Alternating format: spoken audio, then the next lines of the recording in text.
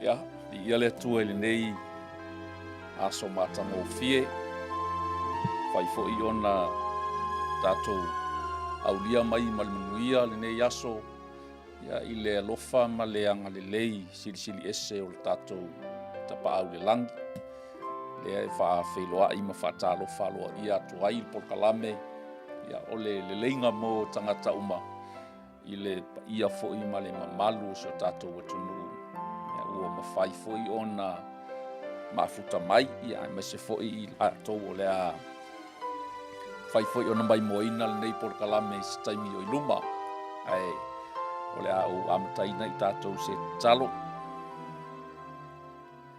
i ia lava oe lo matou atua nei fo'i aso matagofie ua e ta'itaʻisaoga lemu mai ai le soifua ma le ola o sio matou atunuu matou va'aia fo'i le matagofie siʻosiʻomaga mai se mea uma na e faia tamā o lau foafoaga ua malie lava i le va'ai tamā ua malie fo'i le loto i lou alofa fa'asoasoa ma lou tamao'āiga le atua mai se fo'i lau tausiga ma lau puipuiga o ua ao e fa'amamalu i luga ona i o matou tagata matou te whaafetai atu ai lenei taeao auā e leai lava se tasi e mawhai ona whaia sona loto pe ana lē se anoa lau afio lau pule alofa lau pule whaaloalo lau pule whaasoasoa ma lou tamao'aiga le ola tulu'i ma le malosi lau whaamalōloga tamā i ia lava oe i lenei taeao matou valaau atu ma le whaaloalo fio mai alo nganga pa ia se tau to duaina le amataina o le nei polokalame te fesoasoa ani mai le whaamala malamaina ma le lufiina o lau upu o lau lava fionga na tusia e ala e fesoasoani alo nganga pa ia e ao ngā e ao ai e ao ai e whaatonu e whaapoto ai i mātou i lau lava miotonu whaamanuia sio mātou atunuu o loo whea ngai tiu te mawhaiva o le nei aso. Whaamanuia fo'i le tapua inga na i o mātou ta māma tina mātutua i maota malawa. Whaamanuia fo'i lau o whainga luenga te tofi o loo tau alanga ina pēa le whe au o le manu malo. A o le vi inga e tū mau i lau o fio. Sau i mātou whaamā i mātou le toto le tamai māmoe. Mātou te talo fo'i mamanatua lo nupa ia. Lo nuu filifilia o lava tangata le nuu o Israelu tama. Ye lofa fesoso ani atu yona tangata nuu. Ai mai se foi tai mana vai ngā au. Talo foi ya pui mai ngaluenga maos fa inga anu tua oi. Ai mai se foi la tau lo fasanga tau pea i o tangata. Talo foi mamantua na yuso kersiango. Yatu nuu o loo whapena na sawa ina i lātou tama. Mai tau ina atu, ma le alofa tama. Le pangātia o tangata. I lātou o loo tū maupea matali tonu i lo suafa. Mātou te talo whapitoa i o atu i ai lo wanga lelei. Apatu, lo wa au alofa, lo wa au whaamawhanawhana, lo wa au laveai. Se ia e lavea ina ai i lātou. Maua pero lato loto tele ma le whamalos. E tu maua I pēr I le tautinonga ua lato tautino ai. Whamanuia mai oile ne yasu tama. Ono lo suafa Yesu. Amen.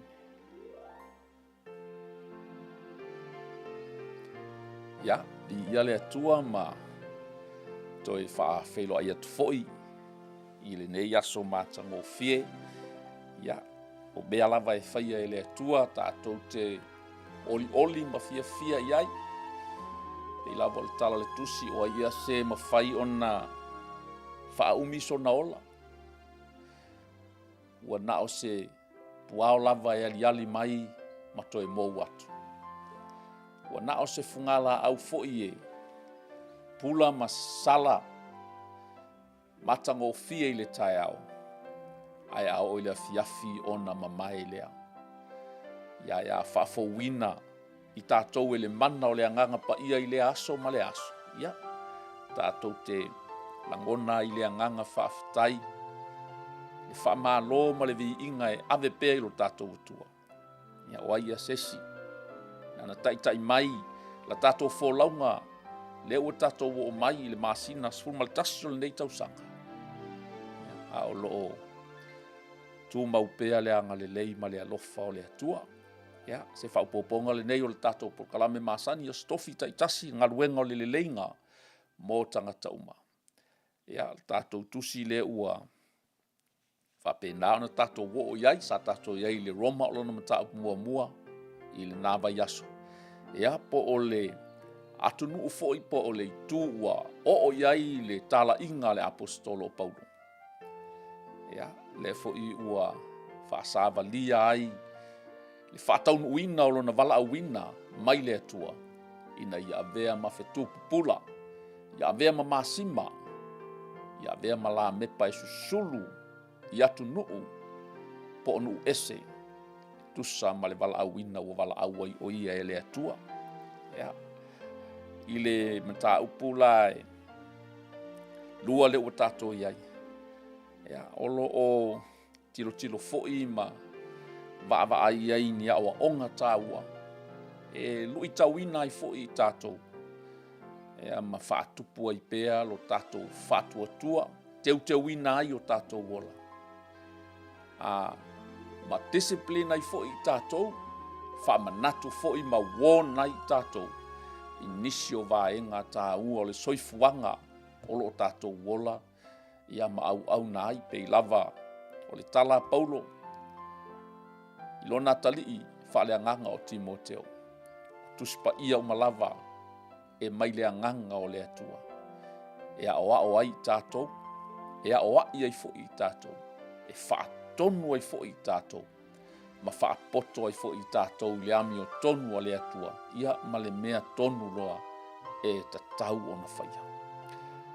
I le maitau atu la i whaulu talanga fo'i e mai se vainga lau tele i tutonu le mata upu e lua o le tusia Paulo a o iai o ia i tutonu o Roma.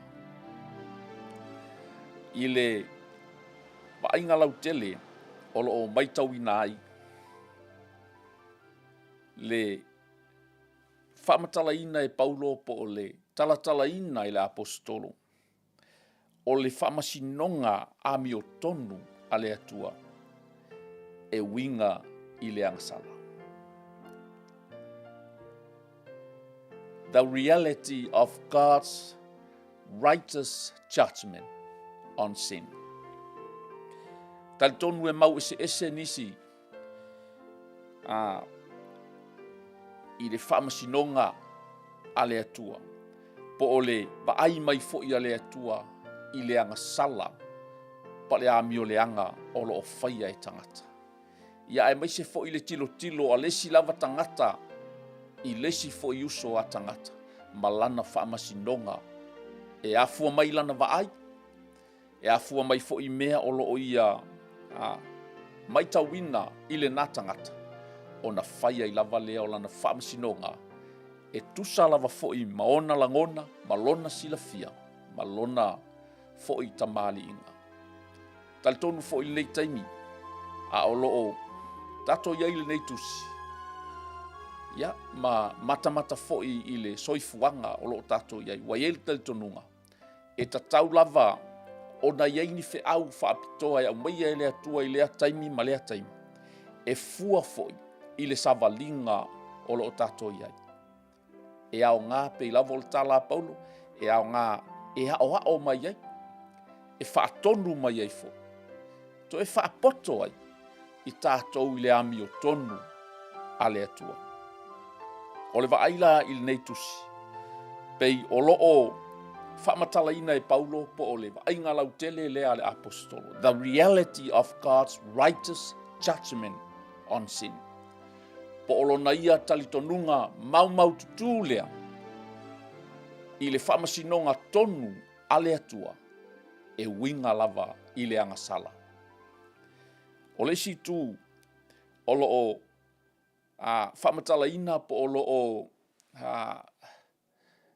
whaamalosia e le apostolo I lana tustusinga lea.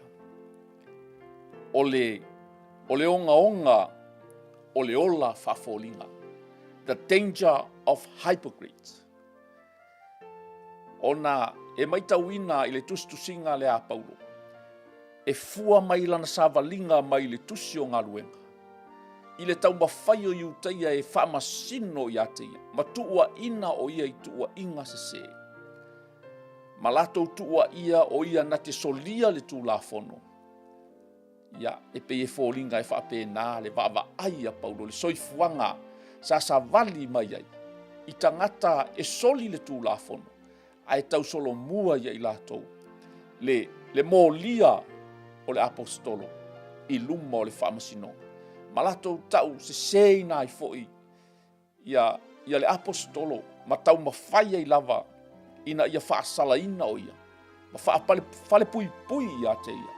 Ai mai se foi ina ia whasioti lava ia te ia. E mafua mai lava. I le whaamasinonga a le tangata. I lana vaai. Malona lava I loa. A lea la ua tala noa loa Paulo ina ua whaola tia mai ma o mai Roma. I le mea moni lava. Ma le whaamasinonga tonu a le atua. I le mea e tau. O le anga sala. Po o le ami o le anga. Tali tonu foi. O I foi. E lapata ia I tātou. Ma longo sa ia I foi. Le pa ia ma le mamalu o si o tātou utunu. Ma so se tangata lava sāboa. Ina ia I loa. E whai le whaamasinonga le tangata. I ona manatu. Ma ni mau tutu na te sa ilia. Ai o le whaamasinonga lava lea. Na lapata ia I foi le apostolo Paulo. Se tasi o whaamasinonga. Se tasi o whaamasingo. E ingoa I a Filiki. Ina ia whaia. Le whaamasinonga tonu a le atua. Whaia le mea sao. Ma ia awane I ngalo I ateia. Le whaamasinonga atali. Lea la ua toe whaalau tele mai e Paulo I lana tusi lea lona lua ina ua tau nuu o ia I Roma. Olo o ia whaamatala I nai loa. Le moni ato o toa o le whaamasinonga tonu lea a le atua e winga I le angasala. Ma le leanga po le danger o le ola whaafolinga. Le ola whaafolinga. Po lea fo I wha upuina I nisi fo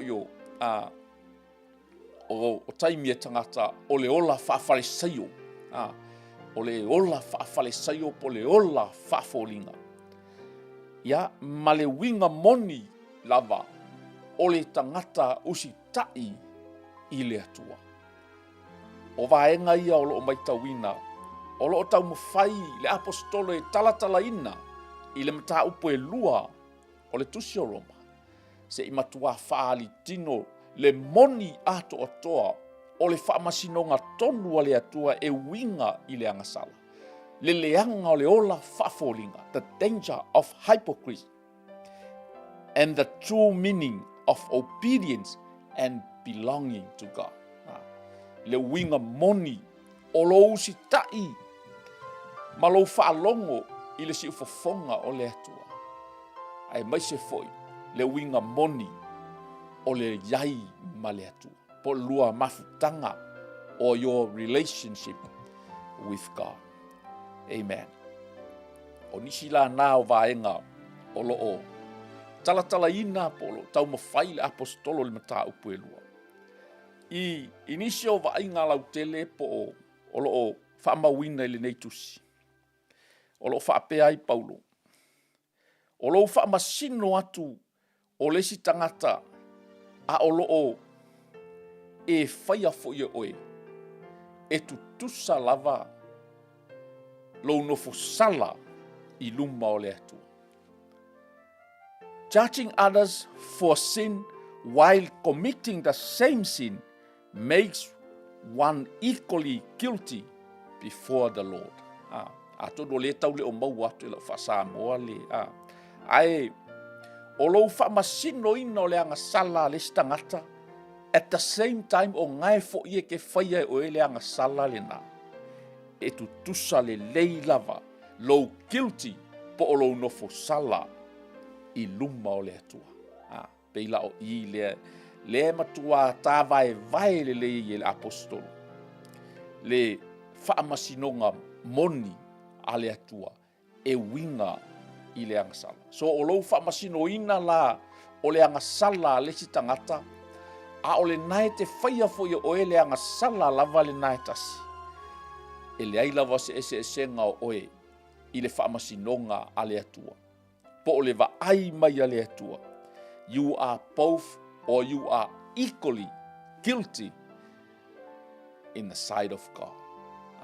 E matua atu tusa lelei. Lou nofo sala o oe o le lo o tusi lo lima. Ma le tangata le la e angasala. Pe a whai nai te whaia fo i oe le angasala. Amen. O le si vaenga o lo o a whaautuina i ei mawhauwhaunga o le apostol. God's justice is impartial. O le whaamasinonga tonu lea le atua e le whaapito. E le whaapito manu yatas. E le ese le iutaia ma le tangata ese. O le wingal na o le whamatalanga le apostolo. O lo moli mau ai foi oia i lana tusi lea. Whamaia. Everyone is subject to his righteous judgment. Kangaka uma e kukusa uma kangaka uma i le whamasinonga tonu lea a le atua. O le ale winga o lautala. E le ese le whamasinoina o tangata le taualoa, mai tangata taualoa. Mai tangata e le aini whailonga, mai tangata e tele whailonga. E le ese le whamasinonga o le tangata lotu, ma le whaife au, o lo o whaife au le lotu. E le ese le whamasinonga o whaipule o se atunu, ma le pale mia o se atunu. E le ese le whaamasinonga o tangata whaingaluenga o se malo. Ma pule o company, ma pule po CEO, po whaipule foi o le palemene. Ia po tangata foi maualulunga o le kapeneta. Po le ao foi o le malo. O tūlanga ese ia ua vai-vaina iai Samoa.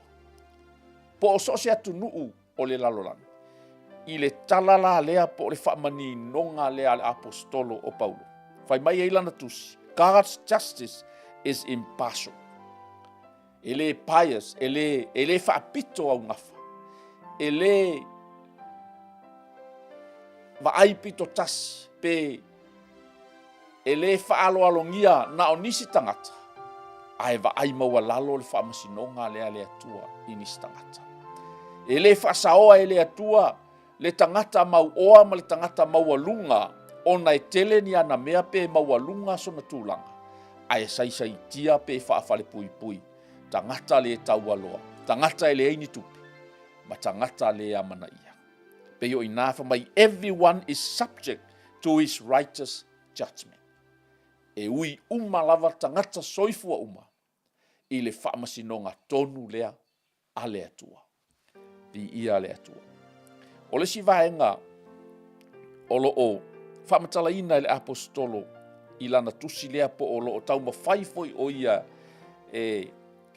o le alofa sili ma le ono sai o le atua. Pi ia le atua. Whamai le whai upu le wha. Po ua whaatau waa ea iate o e le whaulai o lona anga malu. Malona whaapale, malona ono sai. O loo e le iloa e taita ina oe e le anga malu o le atua i le salamo. Amen. O le whai upuna e wha. O loo tau mawhai ai le apostolo e whai lo atu pe whamanatu i tangata. Le alofa whaapale lea o le atua. God's kindness, tolerance, and patience are meant to lead people to repentance, not to be taken for granted. Amen. Manga ia i o le whaalau teleina i le apostolo o le vaenga le.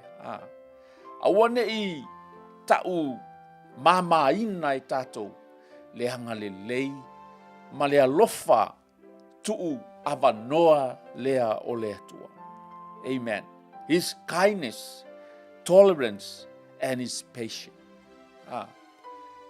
Lona alofa whaapale pale. Lona alofa e sili sili. Le alofa e le mawhai e tā upu o na whaamatalaina. Le alofa o lo whaasao ina i pea i tātou e ui lava ina tātou se pea mahanga sala pea. Ai o lo whaapale pale mai lava le nei alofa o le atua. O lo tuu avanoa mai lava le nei alofa o le atua ia i tātou. Ai sea, ia le atua. Not to be taken for granted. Awane i tātou tau mamaina. Awane i tātou avea le alofa lea o se mea tātou te taa alo iai. O se mea tātou te le manatu ma mafa iai. Amen. A ia avea lo na alofa le mawai lea. Avea lo na tuu avanoa mai pea. Avea lo na ono sai mai pea. Maala e taita ina i tātou i le salamo a o maua lo tā avanoa. Amen. O le si vaenga, o le whaawau pea o le loto maa ma le musu e li liu ese mai le angasala. O lo o whaape nā o na whaafau i ai pea, le whaamasinonga lea a le atua i oru. Le vaenga mua whamai, e le e whaatau waa ea ia te oe le whaula i o lo nanga malu. Amen. Le alofa whaula i o le atua. Le alofa i maua lunga e le mawhai o na tatou wae. Le alofa i lau tele e le mawhai o na tatou wopoina. Le alofa i lo loto e le mawhai o na tatou mauruina. Whamai la i o le tala le apostol. E whaatau waa ea ia te oe le whaula i le nā. O lona anga malu, malona alofa whaapale pale, malona ono sai. O loo e le iloa e taita ina i oe e le anga malu le nao le tua i le salamo. Ai peita, whai upo e lima. Ai peitai o lou loto maa ma le salamo e te whaaputu ai e oe mo oe le toa sā o le aso o le toa sā ma le whaalinga o le whaamasinonga tonu lea a le atua. Amen. Le whaamasinonga tonu lea lea e tala. Ma momoli e le apostolo i a Roma. Ma le au whaatua o i Roma. Pi ia le atua. Ai peitai a whaama pea lo loto. Pi ia lo le atua. Persisting in stubbornness and refusing to turn from sin results in storing up judgment. O le unga o le wha pea o lo loto. O lo e whaaputu ai lava mo oe. Le toa sā o le atua i o lunga. Ai mai se foi. O le a whaalia ai. Le whaamasinonga tonu a le atua i a te oe se aso. I ia le atua. I ia le atua.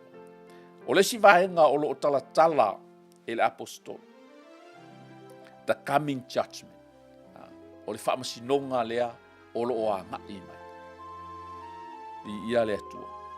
A day is coming when God's righteous judgment will be revealed. E iai lava le taimi. E whaali ai pe whaatau no inai. Le whaamasinonga tonu lea a le atua. God will judge everyone according to their deeds. E whaamasino inai foi i tā ua e le atua. E tusa ma tā anga. E tusa ma tā tala. E tusa ma tā amionga. E tusa ma mea na tā whaia. A o e soifua ma o wola i le nei o langa le tu mau. I ia le atua. Eternal life for those who persist in doing good and seek God's glory. o le ola e whaavavau.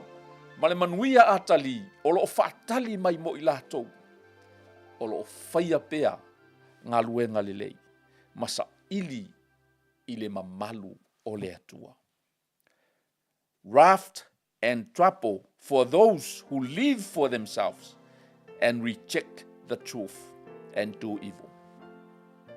A o le toa sā o le atua. Bale malaia, o le aho o lea, i lunga o i lātou. Those who live for themselves. I lātou o lo ola lava oe mo oe. O lo e manatu lava oe na o oe. E te le manatua le stangata. E te le manatua foi le alofa o le atua mo oe. E te i le upumoni a le atua. You always rejected the truth. I ia le atua.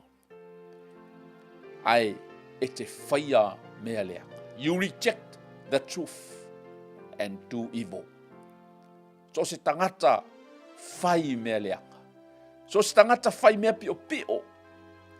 So se tangata na te le whaia le ami o tonu a le atua. O le tangata le nā le whamaia o lo o whaa putu ai lunga. Le toa sā leo le atua. Ai awan i ngalo, whamaia, a day is coming when God's righteous judgment will be revealed. E iai le taimi, e whaali ai, le whaamasinonga tonu lea a le atua, mo so se tangata. And we will be judged according to our deeds. Whaamasino i nai tātou e tusa ma tātou mea sa whai pe le lei pe le anga. I ia le atua. O le tasi mea o lo whaamanino e le apostolo. I le nei whaamasinonga a miotonu. Whai mai ea, both Jews and Gentiles are judged by the same standard. Tasi lea vaenga tau. O iu taia manu ese e whaamasinoina lava i lātou with the same standard. Po o le rule fo i lea of law. O le ua uma o na whaatatia e o tātou tua a ma i lātou ua lango mau mai tia sā. Sa lātou fausia ai ni tū la fono ale atunu e ta tau i so se tangata Samoa o na muli tai ai. Lea lai whamai ai. E whaamasino, o le whaamasinonga lea a lea tua, o le whaamasino a miotonu. E tonu lana whaamasinonga, e le whaaitu au foi lana whaamasinonga. Whamai whai upe sumaltasi. A wae le whailonga ina e lea tua ni tangata. A wā atoa uma o e wanga sala, e le o iai le tū la fono, e whano i lātou, ua le o iai le tū la fono. A toa uma fo i mae wanga sala ua iai le tū la fono, e whaamasino ina i lātou i le tū la fono. Amen. O e, lātou te le iloa le tū la fono, e ua iai le tū la fono, pei ona tau sisi ai pea i utaia, na o lātou e iai le tū la fono. So lea lai whaamanatu e le apostolo. E tutusa le leilava o i utaia wa e tau loto ina whaapi tau le tū la fono. Ma le whaamasinonga o nu ese. Lātou te lei mai tau ina pe tau loto ina le tū la fono. E tutusa lava le standard po le tū la fono whaavae lea. Po le rule of law lea. E whaamasino ina ai o tau. A whailava la.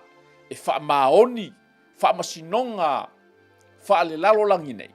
Ma lato muli ta ia standards ia, po o tūla fono whaavae ia, wa whaavae na isi atunu. E tutusa le leilava, ma le awa onga lea le apostolo. I le tūla fono whaavae fo ina ave le atua ia mose, e tai na ai lonanu. Li ia le atua. Both Jews and Gentiles are judged by the same standards. by the same rules, by the same constitution. E tutusa le tulafono whaavai e whaamasino inai tangata o le nuu o le atua po tangata iutaia ma tangata o nu ese. O le whaapito po o le whaau lena o le nei whaamasinonga ami o tonu a le atua. I ia le atua. Lesi vaenga o loo whaamatalaina le apos mai knowing God's law or having religious rituals like circumcision is meaningless without obedience. Tasi lea mea sa finau mai ai lava iutaia i le apostolo o Pau. O tūla fono ai mai se foi o latou la se whasa moa. O latou customs po o latou anga nuu maanga i whanua. E pei foi la o le peritomenga, po le peritomeina o tamatani. Tasi lea latou custom po se latou tū maseanga e matua whaamalo sia i tamatane uma. Pei lava mai le valu tausanga. Po le lo mai tau po le tausanga i ta tau lo ona o iei. Ona whaatino lo lea o le latou wanga nuu lea whaaiutaia. Lea lae e au maia foi i le manatu o le apostolo. O lou i loa o le tūla fono a le atua, ma lou whaatino ina o anga nuu ia, whaatalitonunga ia a isa la elu po iutaia. E le ai se winga, pe a e le usitai i le tūla fono a le atua. It is meaningless if you disobey God's law. Po le ala walalo tau sisi, i tūlanga ia tau talitonunga, po o ia lato wanga nuu e ta tau na whaatino ina, ma e whaatino uma mea nama e whaapena ona e iloa le tūla fono, pe te tauloto ina le tūla fono. Ai le ai masona o ngā, pe a e le ustai ma e sa vali ai i le tūla fono. Atu umai foi, ia i tātou. E lai foi masea o ngā, tātou te tauloto ina ai le kenese se ia tāu le whaalinga. Po tusi pa ia umalava, ua tātou popoto e tauloto mau, ma quote scriptures, pe ua tātou whaatauloto ina nisi o vaenga o le tuspa ia.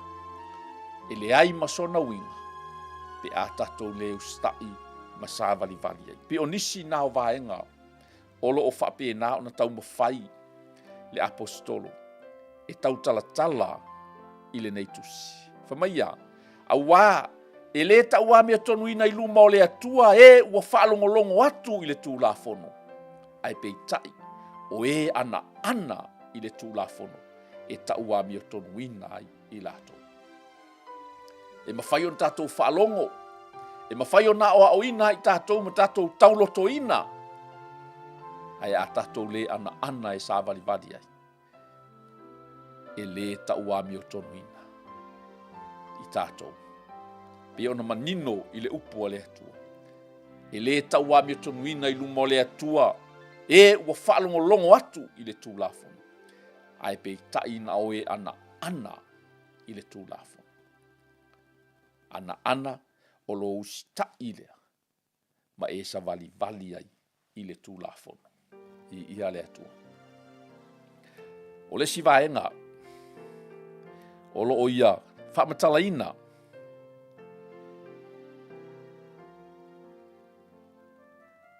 O le ola whaafolinga. Po o le ola whaafarisaio. Having knowledge of God's law and teaching others is not enough. O lo i loa o le upua le atua, ma lo wao atu i le stangata. E le lava le na. Amen. Aya.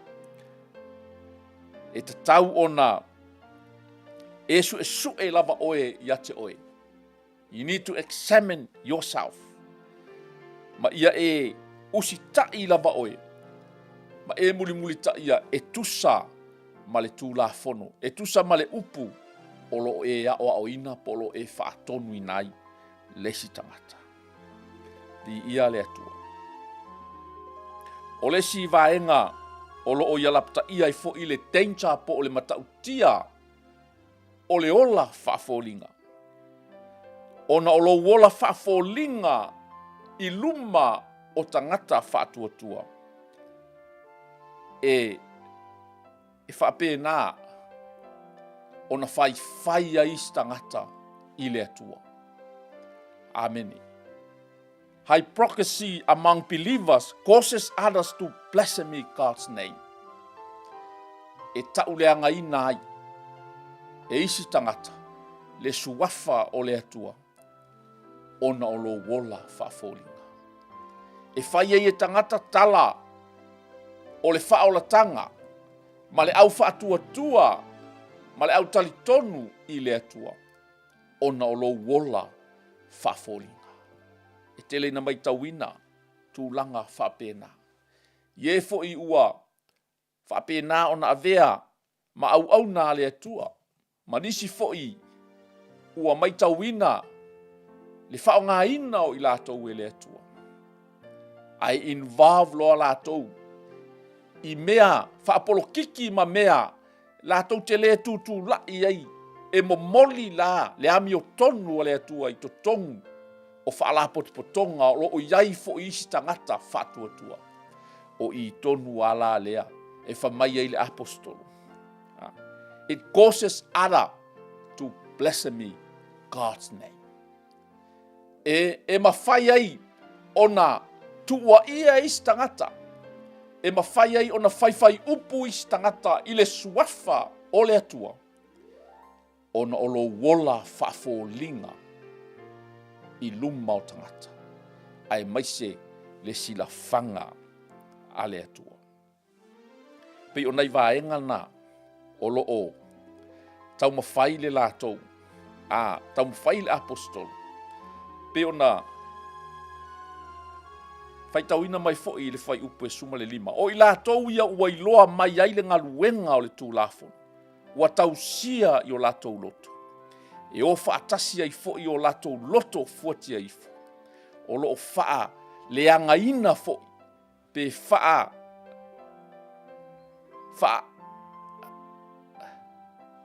whaa tonuina ai o lātou manatu. A e whaasalaina i lātou i le aso e whaamasino ina ai e le atua. E Iesu Keriso mea lilo a tangata e tusa malau tala lelei. I ia le atua, manatu o tangata. I ia le atua, o manatu o tangata. A le ua manino le leile tala le apos, e whaasala ina i lātou, i le aso e whaamasino ina i e le atua. E Iesu Keriso mea lilo a tangata, e tusa malau tala lelei. Whaamasinonga tonu a le atua. The reality of God's righteous judgment.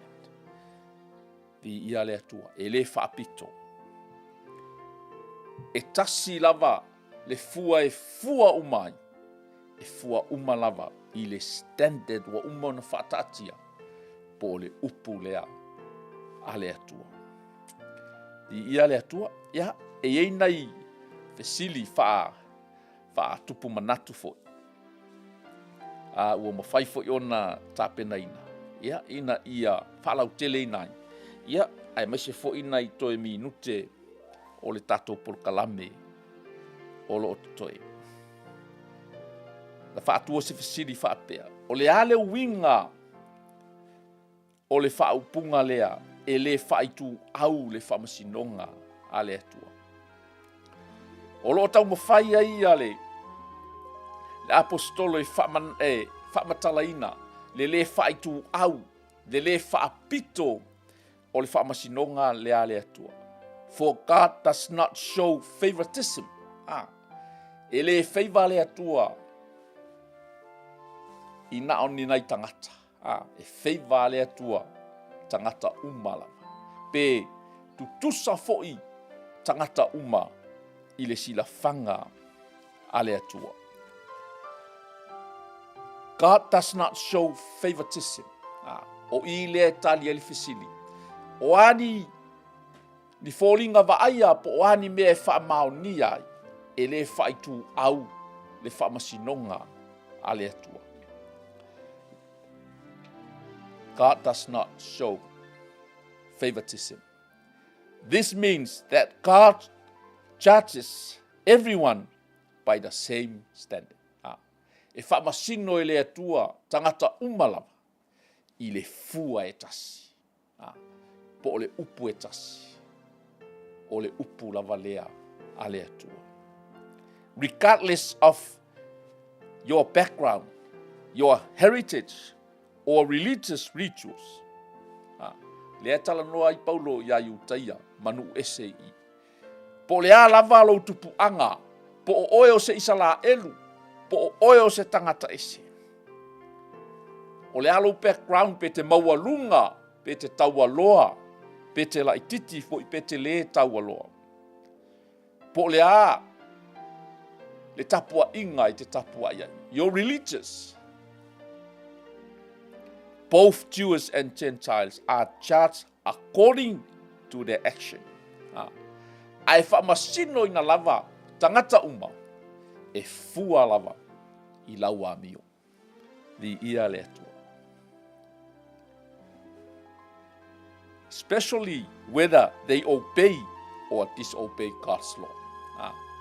E fua lava le whaamasinonga le whaitu au lea a le atua. E tutusai iutaia mai tātou onu ese. Whether we obey or disobey God's law or God's word. E fua lava. Pe te usitai o le standard lea le whaamasino e tutusa o mai tangata. Pe te usitai ai i le upu lea. Pe te le usitai fo ia. Li ia le atua. O loo whaamamawhaina fo i ele apostolo. Status. He emphasizes that special status o atu langa ia, like being born Jewish or undergoing circumcision. Po o lo whanau o oio se iutaia, pe te ui fo i le custom lea po o awala i o le peritomenga. I le lava le nā.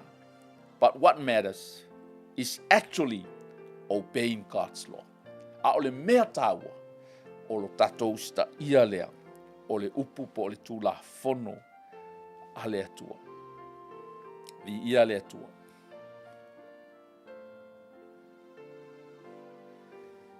Li ia le atua. O le si vaenga lea o loo fai ei whaatua se fesilie. Ta tala ina la itite fo i tatou le tatou o le ale o a whaatinonga e tuua i ai le tangata o la whaafōlinga lea i totonu o le nei matau. What action are criticized as hypocritical in this text? O a whaatinonga ia e whaamatala le apostolo i olo o whaamanino mai ai o oe te ola whaafōlinga. Mānaia le vaenga lea e se i whaamatala i pole alea mea ta o le ola whaafōlinga. Langa o le tele i o le mea lea. I to tonu o si o tātou atunu. E tele, o isi fo i taimi e wa ai mai tangata peia o le wha pea i tanga sole. Peia o se a ngelu sole. Le woi po wha pea se sole. Pei se apos kolor ka maa loa lai longa pe laue. Ai, wala action. Wa action nei loa ai e tangata. Pe mawhai ona tuua ia pe criticize ai o e tangata. Ma tuua ia ai o oe o le farisaio. Po oe o le tangata o la whaafōringa. Teaching others, but not teaching yourself. Ta sidea mea lefa mai ele apostolo i le tusi lea. O lo wa oa lea o le tangata. Ai ke le kangoia oa i mua oe. e te fia, e whaatonu le stangata, ma o le stangata le mea tau na whai. Ai ke lea oa e oe. E te musu e whaatonu a oe. E te fia te le tusiro lima ma whaatonu le stangata. O le mea le tau na whai, o le mea le tau na whai. Pe i whaataita inga nai whamai. Telling others not to steal, but stealing oneself. E ke whai le skangaka. Sole, au e ke ngaoi. E makua mausa o e o le ngaoi. Le fui kak whaalongo kua e pisa mai tonu le palimini. Aua, la fu le tau le mea. Conflict of interest. E te fia e whai le stangata. E te fia e whaatonu le stangata. Aua ne tau whaia mea ia. Langa ia, e atangia ai. Le conflict of interest. But you yourself. O oe lama. Nai whamai ei. E ke whai le skangaka e oe le ngaoi. Ai kau solo mua ia ke oe le ngaoi. O winga po o action ia ale tangata whafolinga. Lea e alai o na whaitino ina e tangata. E alai o na criticize e tangata. Ia, e whape nā fo i tātou. Po lea fo i se tūlanga maualunga e te mai ai ma ai a tele atu whaitionga tangata ia te oe ono au mea e whai. Ono o lou whaafolinga po lou wola whaafarisaio. Ia marie, langa e le mawhai, le whamai pau. E le mawhainga e whakongua mai kangaka. Ai salo mausa ia oe. Lou whai o le mea ngai ke whaakongu le si awar whai. I ia le atua. Telling others not to steal, but stealing oneself. Condemning adultery, but committing adultery yourself or myself. E le mwhai fo i ono whai atu, aua e te mulilua. Aua e te whaoa le a vāles. Aua e te mana o fua i mea le lua te tua oi. Aua e te tilo fua i le a vā a le sitamana. Ai solo mua ia oi.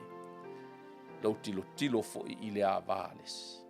Pe o ina le a o mai ei. O lou whaasala i le tangata mulilua. Ma le tangata whaita. Ai solo mua fo ia oi. Lou whaia o ia mea. Being proud of knowing the law, but dishonoring God by breaking it. Ke mimika i lau kuspa ia. E ke mimika i lau whaia onga o kuspa ia. Ke mimika ko kiki e kaulo koa uma mau o kuspa ia. Ma e kau alanga ai. Ai solo mua ia i kākou. Le anoina. Po le whaaloaloina o le upu lea. Ma le soli pea o le upu a le atua. Judging or condemning others for certain behaviors while doing the same thing themselves. These actions are presented as an examples of people holding others to moral standards that they themselves do not uphold, which is the essence of hypocrisy according to the text. O i ngā kongu lava. O loo kau mawhaila aposkolo ilang maka upu le lua e whamakala i ngai le winga mongi o le kangaka ola whaafolinga. O le kangaka ola whaafalesaio. Di ia le atua. O loo kau mawhai e kosiro lima i les kangaka. Ai ke le o usi kai fo i oe. Ma e folo i whaavae. Ma kula fongo ua whaapenga nga whaakula fongo i ngai se atunu. Ai mai se fo i le tū la fono lea o le upu a le atua. Ia, ma le vaenga muli o le vaenga fo i lea o loo. Manatu e whaai uiai le tatou polkalame. According to the text, what is the purpose of God's kindness? E tusa male nei mata upu e lua. o le le whaamoe o le atua. Wa umai ai pea lona alofa tūnoa. E la tātou toi fo'i atu i le whai upulena. E wha umai na ai. Le tātou porkalame ono le tātou taimi i whātulu. Po ua, whātau waa ea ia te oe le whaulai o lona anga malu. Malona whaapale pale, malona ono sai. O lo e le iloa e taita ina oe e le anga malu o le atua i le salamo. Ai pe tai. O lo loto maa ma le salamo e te whaaputu ai ea mo oe le toa sā. I le aso o le toa sā ma le whaalinga o le whaamasinonga tonu a le atua. The reality of God's righteous judgment on sin. O le whaamasinonga a mio tonu lea a le atua i le mea nei wa taua o le angasana. O le mea na moli mauai le apostolo Paulo le tusi lava le aroma ua tatou whananau mai ma le angasana. O lona winga. E le o se mea e tau wa o ina, po o se mea e tau au maia e sesi i to tonu o lau tangata, le mea nei o le angasala. A wawa angasala tangata uma, ma ua le mawhai o na o atuai, i le mamalu o le atua. Ua le mawhai o na tā au sia ai le standard, ua whatu langa e le atua, mo lana tangata na ia whaia, mai le amata. O le ale standard na seki mai le atua i le amata. Fa mai le atua o maia lo watali ie Yesu anganga pa ia o maia si o tātou fausia le tangata. Fau lo tātou fatusa. Created them or created this human being in our image and in our likeness. I lo tātou fōlinga va aia o le atua. Ma ia pei o i tātou. Di ia le atua. Ia o le standard na. O whenga seki mai ai. Seki mai ai le amata. The moment nga le uskai ai. Le tangata na whaia i le whaatusa lea ma le likeness leo le atua. O inana pa mai. O le amatanga le nā. O le pa ese o le tangata. Mai le standard. Na whaatulanga pe na whausia ai. O ia e le atua. Tala malama. Anga i mai lea. O au ngā tupulanga. Umalesi au ngā tupulanga whamalitala le atua. O au salamo. Ina ua au whaia le tangata. Ai whaftai i le nei atua. I le whaatau uina o langa polo misi. Nga polo misi ai le amatanga. E whanau mai le tama. E ilona ua le malo. E ngoa foi o ia o le sirisiri ese. O ia le nā. Sau e toe set up le standard. E sau e toe toso mai i tā ua. Te toe whaatulanga sao i tā ua. O lea lau whaamatala e Paulo i le standards lea. Le whaamasinonga tonu lea e manao lea tua. E toe au mai i ai le tangata. Toe au mai i ai le tangata ua lo pala. Ma ua lai. Ma ua matuapa atu i le loloto o le angasala. Ai whaaftai i le atua. Ona o Yesu Keriso. Le fe au tau moli le ala apostolo le mo moli pea. Ai fe mai ai a fai. E fa ma a pea ma ele salamo. Ona fa putu ai ale o e lunga o lo ulu malala ola. Fa putu ai o lunga le toa sa lea o le atua. Langa ola na fa masinonga tonu lea. Ai a fai o le maua lea vanoa. Le alofa tau muli lea o le atua. le famai le apostol ea e whaatau waa ea i ate oe.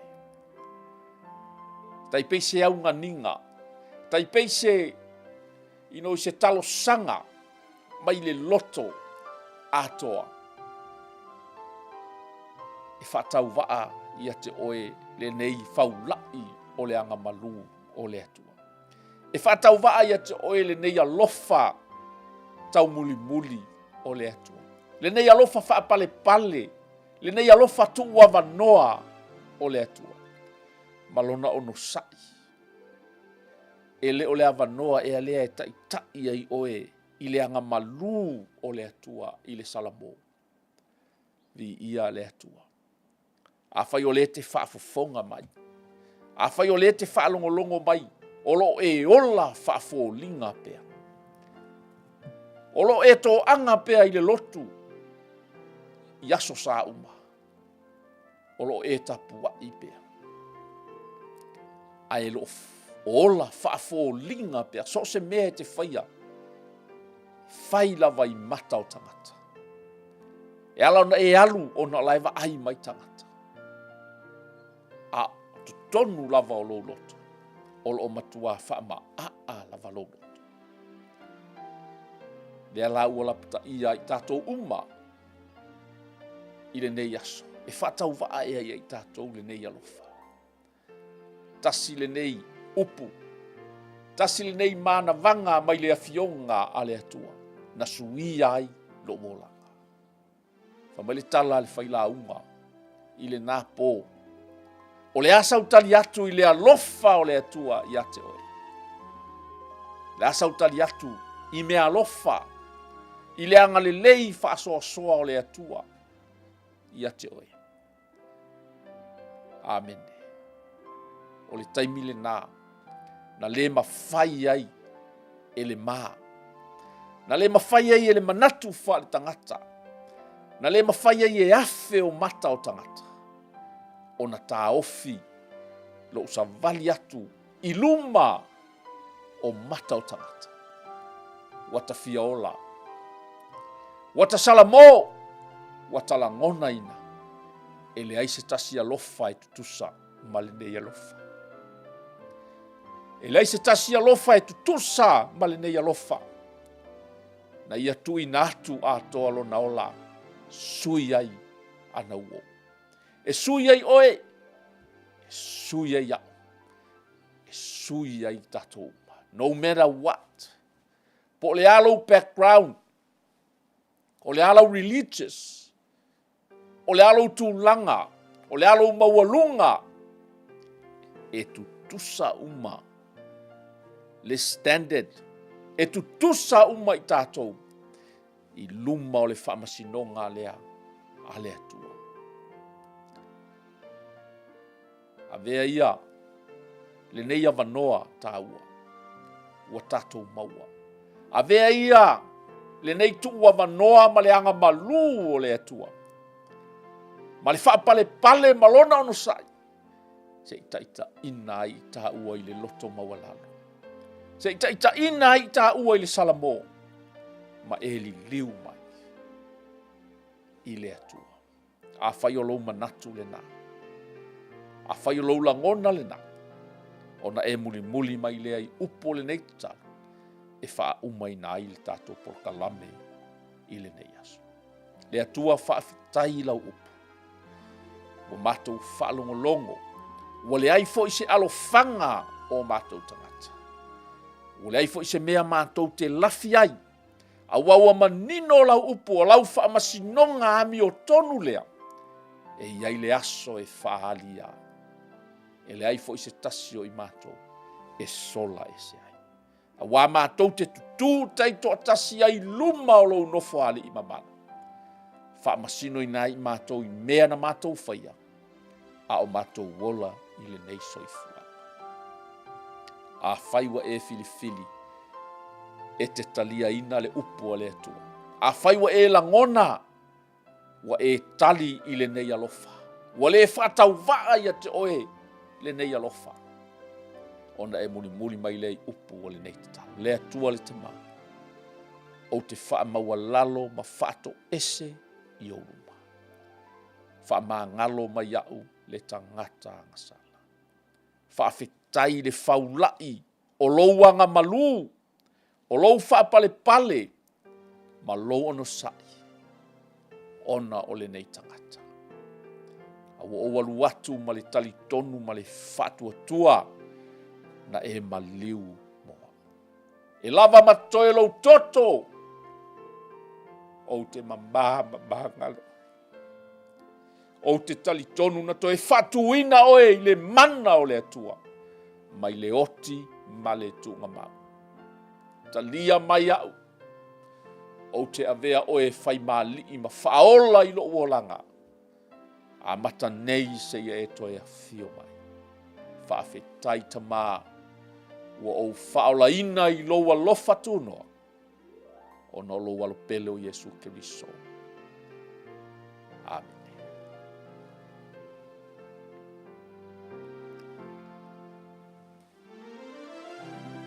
Ya, di ia le atua, lana upu foi ua tō matauina ai tātou le nei aso.